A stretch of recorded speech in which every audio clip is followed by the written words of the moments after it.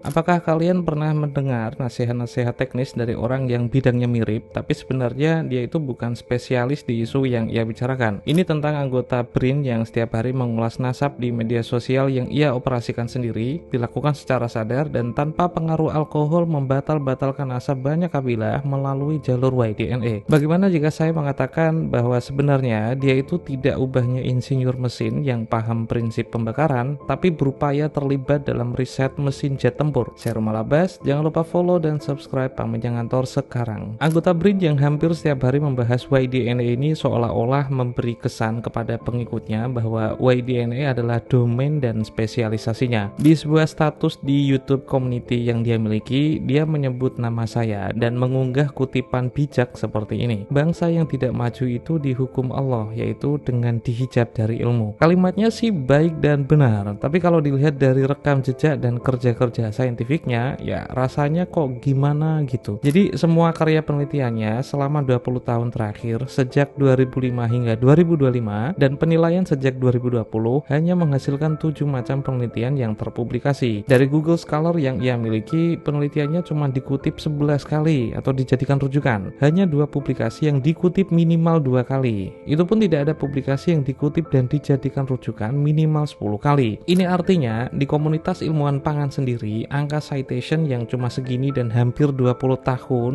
adalah sinyal bahwa penelitian orang ini tidak terlalu direken atau tidak terlalu diperhatikan. Bahkan untuk standar nasional, ini jauh dari kategori peneliti pangan yang berpengaruh. Pertanyaannya, kalau rekam akademiknya di bidang sendiri saja minim pengaruh, kenapa memimpin wacana di bidang orang lain? Saya tidak bermaksud untuk merendahkan, karena apa yang ia capai itu belum tentu bisa diraih semua orang. Respect for that, but instead, jika di rumah sendiri atau komunitas pangan dia itu tidak jadi pemain inti, sulit membayangkan ia bisa jadi kapten di lapangan orang atau komunitas genetika manusia. Coba bandingkan dengan Pak Ahmad Utompong misalnya. Dari 35an publikasi yang beliau terbitkan selama 20 tahun terakhir, ada sekitar 1424 kutipan yang merujuknya sebagai referensi. Dari 14 publikasi, minimal ada 14 kali pengutipan dan 20 publikasinya dirujuk minimal 10 kali. Dengan angka sebesar ini dan rekam publikasi yang relevan untuk YDNE dan interpretasi hasil genetika manusia, itu pun dengan kesesuaian domain dan reputasinya. Sewaktu saya mewawancarai beliau, ternyata beliau tidak sepicik anggota BRIN yang tadi yang sekonyong-konyong membatalkan nasab kabilah orang lewat jalur YDNE. Kembali ke pesan moral yang diunggah tadi, pada hakikatnya nilai moralnya bisa diambil, akan tetapi Allah juga menghukum sebuah bangsa yang tidak meletakkan kepakaran sebagaimana mestinya.